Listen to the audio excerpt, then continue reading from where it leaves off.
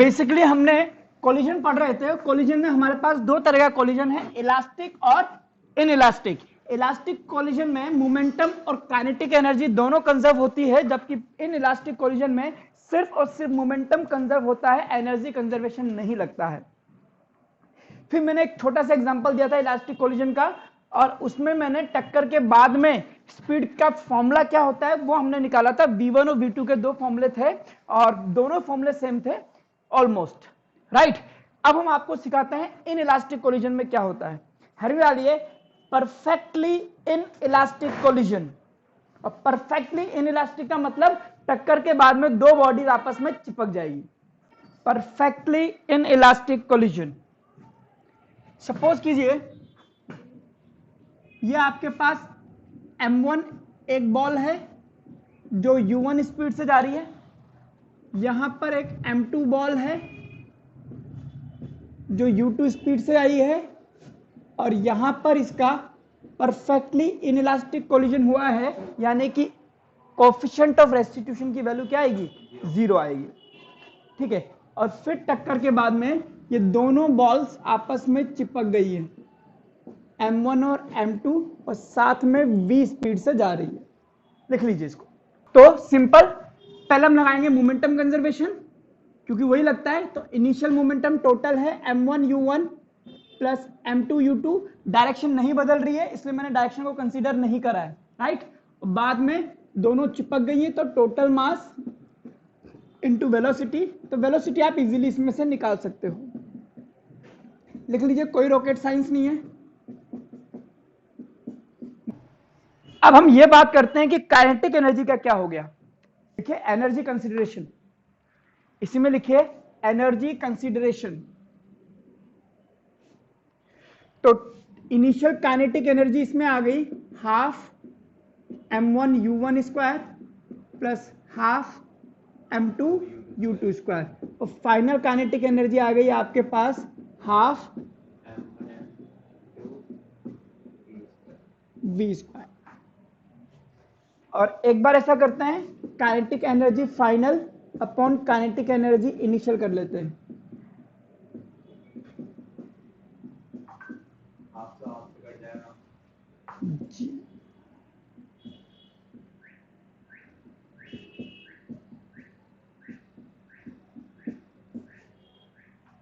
ठीक है, लिखिए, और इसमें आप है ना V की वैल्यू भी डाल दीजिए। हाँ, अभी जो आपने V की वैल्यू निकाली है वो डालिए और देखते हैं क्या आता है।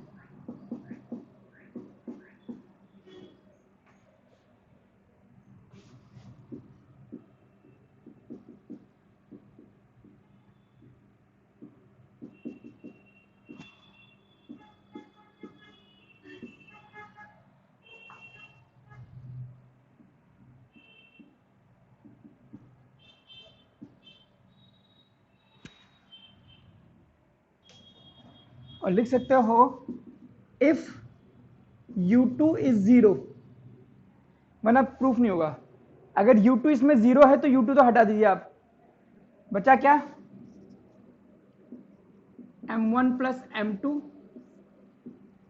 M1 U1 स्क्वायर, वो हट गया, M1 square U1 square upon M1 plus M2 का स्क्वायर। तो ये हो गया आपके पास, ये कट गया, नीचे बच गया U1 स्क्वायर हो गया, एक ऊपर बच गया, तो ये बच गया आपके पास M1 upon M1 plus M2। क्या नहीं, मैंने माना है अपनी तरफ से, लेट करा। नहीं होगा तब तो वो है ही सही, होगा तो 0 कर देना, उसमें क्या है।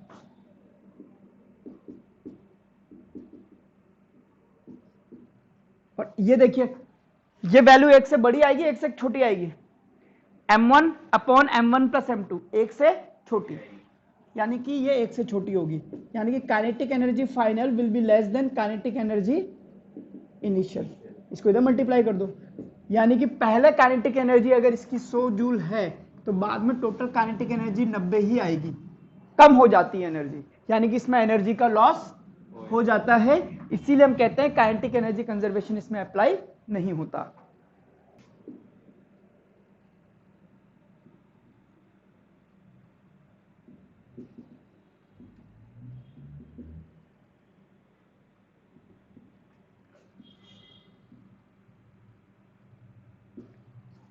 तो अगर इलास्टिक कोलिजन है तो न्यूमेरिकल करने के तरीके हैं, सबसे पहले आप मोमेंटम कंजर्वेशन लगाइए, फिर एनर्जी कंजर्वेशन लगाइए, ठीक है। और अगर आपके पास इनइलास्टिक कोलिजन है तो आपके पास एकमात्र उपयोग बचता है कि आप इसमें मोमेंटम कंजर्वेशन ही लगा सकते हैं किसी भी तरह के क्वेश्चंस में, ठीक है। आगे लिखिए, कोलिजन इन अ प्लेन। हाँ, अगर परफेक्टली हुआ तो चिपक जाएंगे। जैसे कि फॉर एग्जांपल मैं बताता हूं, तेरे को मैंने बोला कि एक बॉक्स है, यहां से मैंने बुलेट मारी, बुलेट ने जब इसको हिट करा है तो बॉक्स यहां तक आया है और बुलेट उसके अंदर रह गई, तो किस तरह का कोलिजन हुआ? परफेक्टली इनइलास्टिक, क्योंकि टक्कर के पहले दोनों अलग थे, टक्कर के बाद दोनों चिपक गए, ठीक है। चिपके नहीं तो परफेक्टली इनइलास्टिक नहीं है, चिपक ही गए दोनों साथ साथ है, अब चिपके के फेविकोल लगाएगा बे।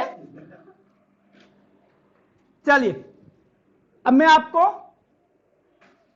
प्लेन में जब कोलिजन होता है तो उसमें किस तरह से हमें मोमेंटम कंजर्व करना है वो सिखा देता हूं, ठीक है।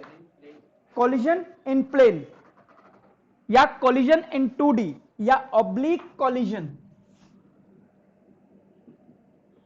ऑब्लिक कोलिजन मैं सिखाता हूं मोमेंटम कंजर्वेशन कैसे लगाना है आपको, और फिर न्यूमेरिकल इसके कर ही लेंगे, कोई बहुत ज्यादा फफूंद नहीं है तो इसके हो जाएगा, कोई नहीं। देखिए समझिए ये m1 मास का ऑब्जेक्ट है जो इस तरह से तिरछा आ रहा है, ऑब्लिक मतलब तिरछा, और एक m2 मास का ऑब्जेक्ट है जो ऐसे आता है u2 से। अब जब ये ऐसे आते हैं तो ऐसे करके ऐसे टकरा जाते हैं, टक्कर के बाद में ये ऐसे करके ऐसे निकल जाते हैं, और कोलिजन इलास्टिक भी हो सकता है, इनइलास्टिक भी हो सकता है, कुछ भी हो सकता है, उसकी यहां पर मैंने अभी जानकारी नहीं दी है। किसी भी तरह का कोलिजन हो मोमेंटम कंजर्वेशन तो लगेगा यार, सीधी सी बात है, और मैं आपको मोमेंटम कंजर्वेशन ही सिखा रहा हूं, और आपको कहता हूं कि इस तरह से यहां पर m1 चला गया v1 स्पीड से और m2 चला गया v2 स्पीड से, ये एंगल है अल्फा 1, ये एंगल है अल्फा 2, ये एंगल है बीटा 1, ये एंगल है बीटा 2। पहले आप डायग्राम बनाइए फिर बात करते हैं।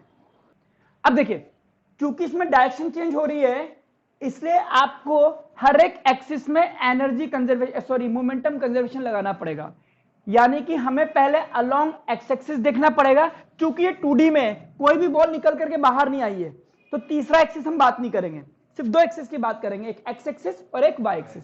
तो एक्स एक्सिस में हम पहले इनिशियल मोमेंटम निकाल लेंगे, टोटल कितना है, will be equal to the final momentum along X axis, हो गया।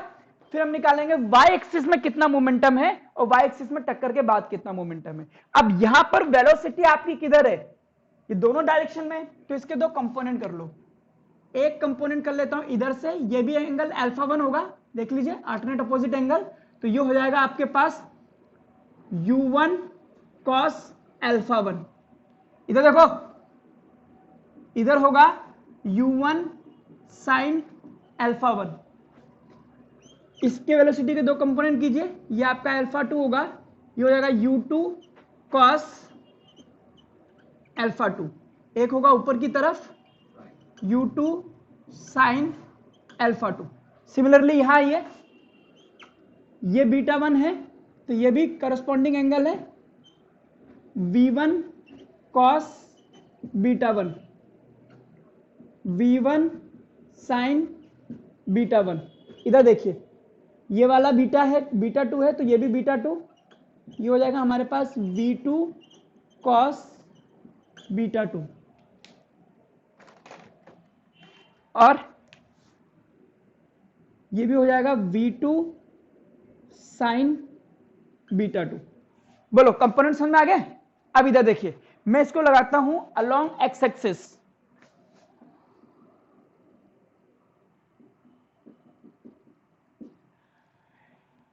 टक्कर के पहले कितना मोमेंटम था, इसका मोमेंटम एक्स एक्सिस में कितना आएगा, m1 u1 cos अल्फा 1 है ना, इसका मास और एक्स एक्सिस में वेलोसिटी, फिर इसका मास और एक्स एक्सिस में velocity,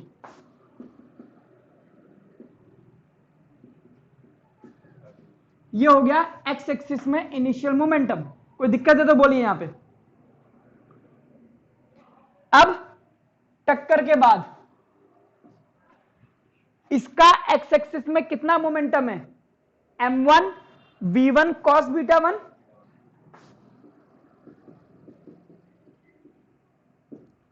plus m2 v2 cos beta 2। ये लगा दिया मैंने momentum conservation along X axis. अब अल्फा 1 बीटा 1 बीटा 2 की वैल्यू देगा, जो भी देगा उस हिसाब से न्यूमेरिकल आगे की तरफ बढ़ेगा। अब ऐसा ही आप काम कीजिए अलोंग वाई एक्सिस में। मुझे मोमेंटम कंजर्वेशन लगा के बताइए। पहले आप डायग्राम बनाइए, फिर ये लिखिए, फिर इसको अपने आप ट्राई कीजिए। एक्स एक्सिस हो गया ना, वाई एक्सिस ऊपर नीचे होता है। तो अगर मैं ऊपर की डायरेक्शन को पॉजिटिव मान लूं और नीचे की डायरेक्शन को नेगेटिव मानूं तो डायरेक्शन तो चेंज हो रही है। तो पहले क्या है, ये किधर है नीचे, ये किधर है ऊपर। तो नीचे वाले को मैं क्या मान रहा हूं, नेगेटिव। तो minus m1 u1 sign alpha 1। फिर ऊपर वाले को क्या बोलूंगा इसका momentum, m2 u2 sine alpha 2। अब इसमें कोई दिक्कत है तो अभी बोलो पहले, है बेटा? नहीं, वेलोसिटी ऊपर है ना, तो मोमेंटम ऊपर की तरफ होगा। ये नीचे है तो मोमेंटम भी नीचे होगा। श्रेया आया समझ में? क्या बोले इसने, नो या यस? नहीं आया? अच्छा यस बोला, चल चल आइए। अब देखो ये एक्स वाला तुमने काउंट कर लिया, अब हमें करना है वाई वाला। अब इसमें क्या है, ऊपर की तरफ, ऊपर की डायरेक्शन को आप क्या बोल रहे हो, पॉजिटिव। तो ये आएगा plus m1 v1 sign beta 1, और ये हो जाएगा माइनस में m2 v2 साइन बीटा 2। अब जो भी क्वेश्चन देगा उस हिसाब से ये आगे सॉल्व होगा। क्वेश्चन लिखिए, prove that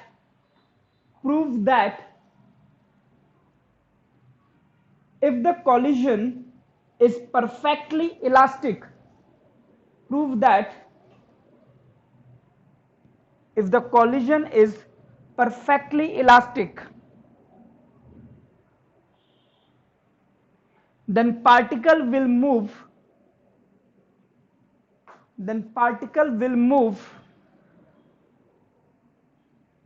perpendicular to each other in the following case. Particle will move perpendicular to each other in the following case after the collision. ये क्वेश्चन मैं आपको कराता हूं ताकि आपको ये पता लग जाए कि प्रूफ कैसे करना है। हालांकि मैंने प्रूफ वाले क्वेश्चन आते हुए देखे नहीं 11th क्लास के लेवल पर, बट फिर भी देखिए। सपोज कीजिए ये कोई बॉल है m1 u1 स्पीड से जा रही है और दूसरी बॉल है जो रुकी हुई है, और ये इससे जाकर के इलास्टिक कोलिजन करती है।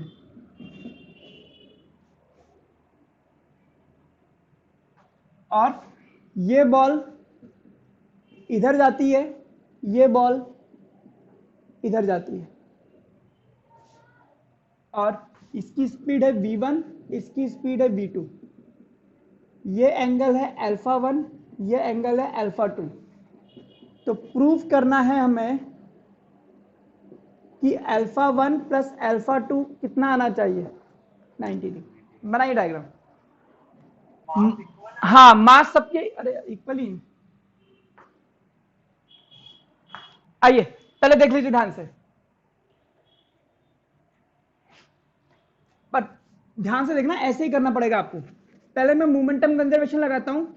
इसका मोमेंटम m1 u1 कि सर इसका भी लिखो, इसका तो 0 है, उसका भी लिखो। फिर आप बोलोगे सर कंपोनेंट करो। कंपोनेंट में नहीं करूंगा, मैं सिर्फ डायरेक्ट वेक्टर फॉर्म में लिख दूं तो, है ना, वेक्टर के तो कंपोनेंट है ना। v1 velocity is equal to v1 अगर मैं यहां बोलूं तो cos alpha 1 I cap plus V2 V1 sine alpha 1 minus J cap, sorry plus J cap. ये देखिए इस वेलोसिटी के दो कंपोनेंट कीजिए, एक कोस में और एक साइन में, उन दोनों को जोड़ोगे तो ये आएगा ना। तो जरूरी थोड़ा कि मैं यही लिखूं, मेरा मर्जी है ये लिखने का। हो गया, तो यहां से समझ में आ गया u1 is equal to v1 plus v2। Clear? अब क्या कीजिए, काइनेटिक एनर्जी कंजर्वेशन लगाइए, क्योंकि ये इलास्टिक कोलिजन है। Initial kinetic energy half m1 u1 square, इसकी तो है ही नहीं। Final kinetic energy half m v1 square plus half m v2 square. तो यहां से आ गया u1 square v1 square plus v2 square. अब अगर मैं कहता हूं कि ये वेक्टर इस वेक्टर के बराबर है, तो मैं ये भी कह सकता हूं कि इस वेक्टर का मैग्नीट्यूड और इस वेक्टर का मैग्नीट्यूड दोनों बराबर होंगे। तो इसका मैग्नीट्यूड होगा u1, और दो वेक्टर का मैग्नीट्यूड कैसे निकलता है, A square plus B square plus 2ab cos theta. इन दोनों के बीच का एंगल कितना है इसमें, अल्फा 1 प्लस अल्फा 2। ये आ गया दोनों का मैग्नीट्यूड का रूट, है ना। अब मैं दोनों का स्क्वायर कर लेता हूं, u1 square v1 square plus v2 square plus 2v1 v2 cos alpha 1 plus alpha 2। अब ये देखिए क्वेश्चन नंबर 2 से,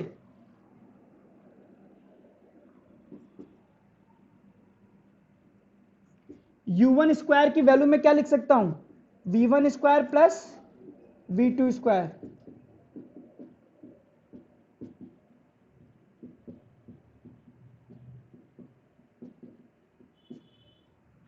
ये दोनों इससे कट जाएंगे, यहां आ जाएगा 0।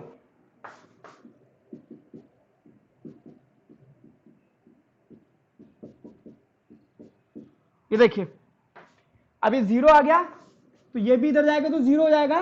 तो बेसिकली आपके पास cos alpha 1 plus alpha 2 is equal to 0 आ गया। तो cos की वैल्यू 0 कब होती है, 90 में। Hence alpha 1 plus alpha 2 is equal to 90 degree, hence proved. खत्म। इस तरह से आपको 90 डिग्री प्रूव करना पड़ेगा। वेक्टर लेकर के मैग्नीट्यूड इक्वल करना और उसका स्क्वायर कर देना, फिर काइनेटिक एनर्जी का यूज कर लेना। ठीक है, अगर ये इलास्टिक है, इलास्टिक नहीं है तो फिर ये वाला आप यूज नहीं कर पाओगे। हाँ ये तो लिख दिया ना। अगर आपको अलग अलग डायरेक्शन में मोमेंटम कंजर्वेशन लगाना है तो ही आप कंपोनेंट कीजिए, अगर आपको नहीं लगाना है तो करने की जरूरत भी नहीं है। Put the value from equation number 2 in equation number 1। उसका ये आ गया, उसके बाद में इधर आ गया, जब कट गया इधर आ गया कि 0 हो गया ना। एक क्वेश्चन दे रहा हूं होमवर्क के लिए, ट्राई करना इसको। डायग्राम बनाइए।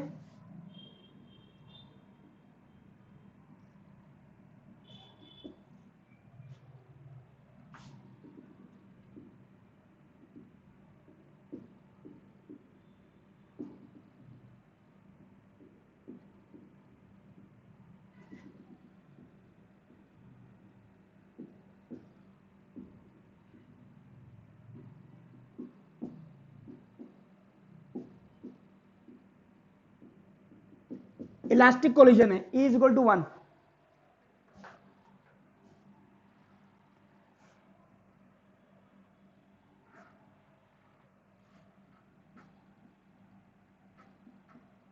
डायग्राम बना लीजिए।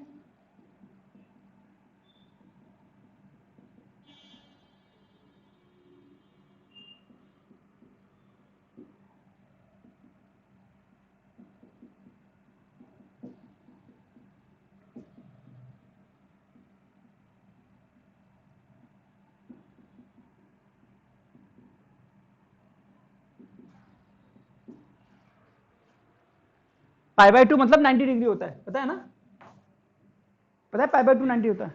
हाँ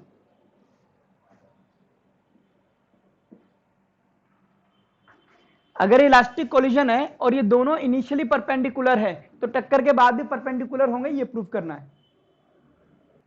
तो इन्हें तो ये कैसे कह सकता है कि ये वर्टिकली अपोजिट है? हो सकता है ये लाइन ऐसी हो, ये लाइन ऐसी हो, ये लाइन ऐसी हो, ये लाइन ऐसी हो, किसको पता? हो सकता है ये ऐसा हो, कैसे कह देगा वर्टिकल अपोजिट है? हाँ? टक्कर के बाद कौन किधर जा रहा है? हाँ दिख रहा है, दिखने में मत जा, प्रूफ कर। हाँ अगर ये 90 डिग्री प्रूफ हो जाता है तो कह देना भाई ये वर्टिकल अपोजिट है। मैथ्स नहीं लगानी ना इसमें, फिजिक्स लगानी है। एक क्वेश्चन यहीं पे करेंगे, ये होमवर्क है आपका। अगला क्वेश्चन लिखिए।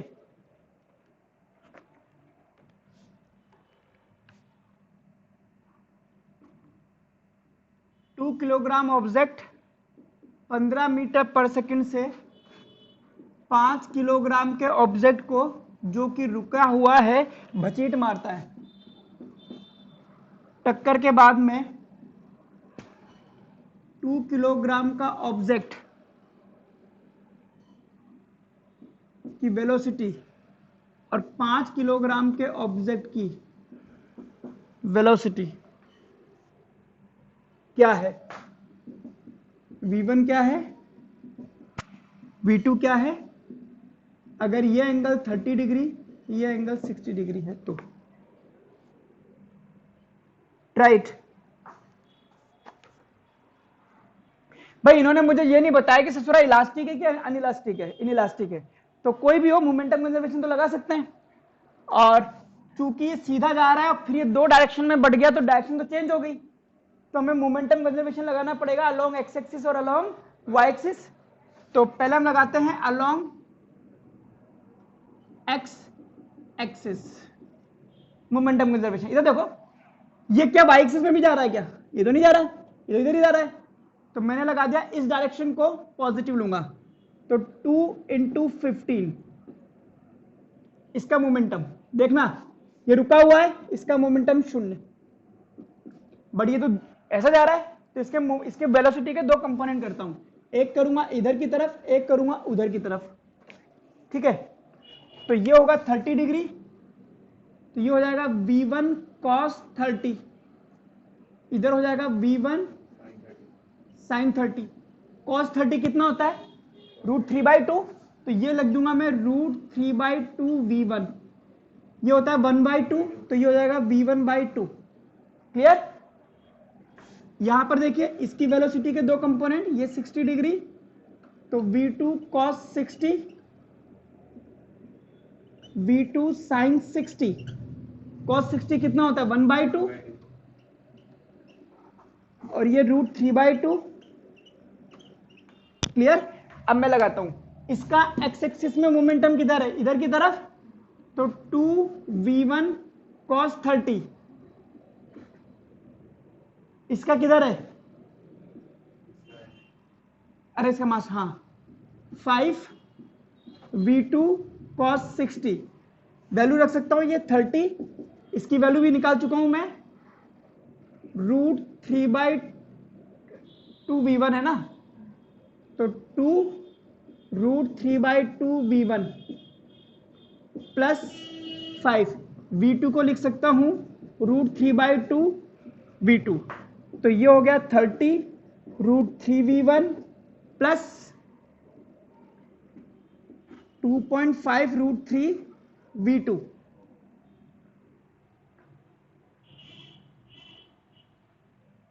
तो ये हो जाएगा 30/√3 v1 plus 2.5 v2। Along Y axis लगाते हैं, ये वाई एक्सिस में जा रहा है क्या? 0। ये जा रहा है क्या है बेटा? cos 60 1/2 ही तो लिखा है।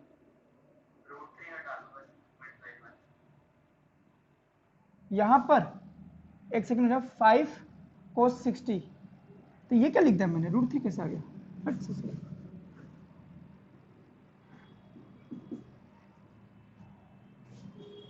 30 √3v1 या 2 उसको ले जाओ ना यार, 60 कर दो इसको।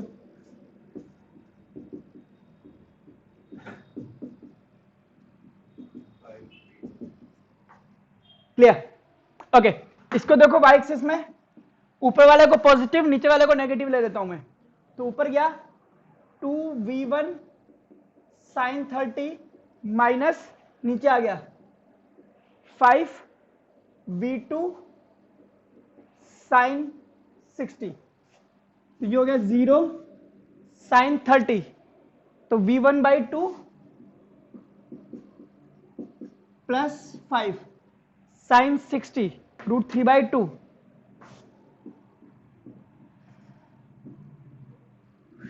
0 2v1 प्लस 5 √3v2, ये इधर आ गया। माइनस कहां चला गया भाई? माइनस कहां चला गया? ऐसी गलतियां हो जाती हैं। तो ये हो जाएगा आपके पास 5 √3v2 is equal to 2v1, यानी कि v2 आ गया 2/5 √3v1। ये वैल्यू उठा करके इक्वेशन नंबर 1 में रख दो।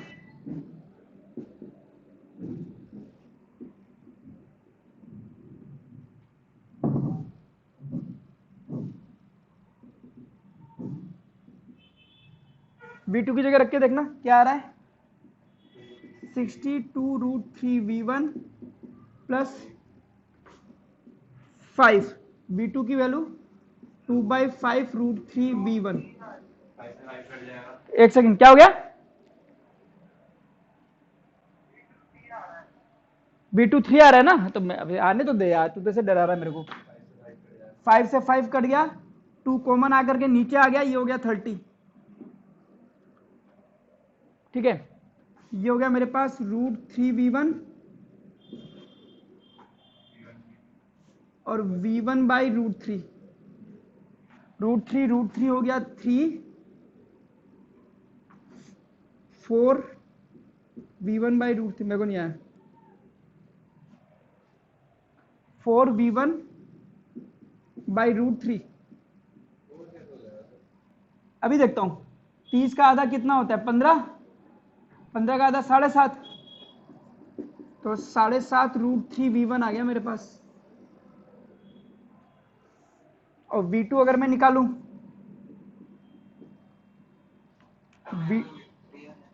v2 लिखना है 2/5 √3 और v1 लिखना है 7.5 √3। √3 से √3 कट गया, 7.5 था, 15/2, हाँ 3 आ गया, सही बोल रहा है भाई।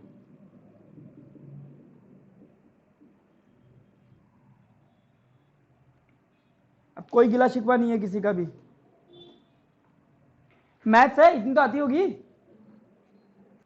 देखिए वैसे चैप्टर मेरा खत्म हो गया है, आप एनसीईआरटी की प्रैक्टिस कर लीजिए ढंग से। मैं इसमें आपको एक तो ये वाले क्वेश्चन कराऊंगा, क्योंकि आपने करोगे तो आपको पता लगेगा कि एक बॉल है यहां से गिर गई है, फिर ऊपर आई है, फिर गिरी है, फिर गिरी है, तो ये कितनी बार गिरती है, कितनी दूरी तय करती है, ये वाले क्वेश्चन में कराऊंगा। प्लस एक वर्टिकल सर्कल में सर्कुलर मोशन कराऊंगा मैं, नॉन यूनिफॉर्म सर्कुलर मोशन। ये 2 टॉपिक में कराऊंगा, बट आप एनसीईआरटी को कंप्लीट करके रेडी करिए। एक क्वेश्चन मैं आपको होमवर्क के लिए एक और दे देता हूं। क्वेश्चन है, स्मॉल m u स्पीड से जाता है, कैपिटल M रेस्ट पर है, but eat elastic. Small m v1 से जाता है और कैपिटल M v2 से जाता है। आपको पता करना है find kinetic energy of small m after collision divided by total kinetic energy, ये बताना है। और आपका आंसर आएगा स्मॉल m कैपिटल M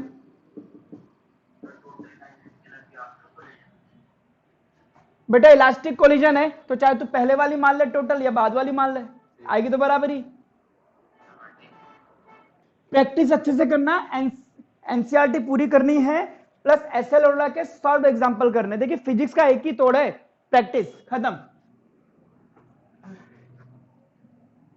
कम से कम इतना करते चलिए कि एसएल अरोड़ा के सॉल्व एग्जांपल हो जाएं, जितने ज्यादा कर सको उतने, plus NCERT Intex back exercise, plus school से कोई क्वेश्चन मिल रहा है तो वो भी कर दीजिए, नहीं आया है तो डाउट पूछ लीजिए, मैं इसके नोट्स आपको भेज दूंगा।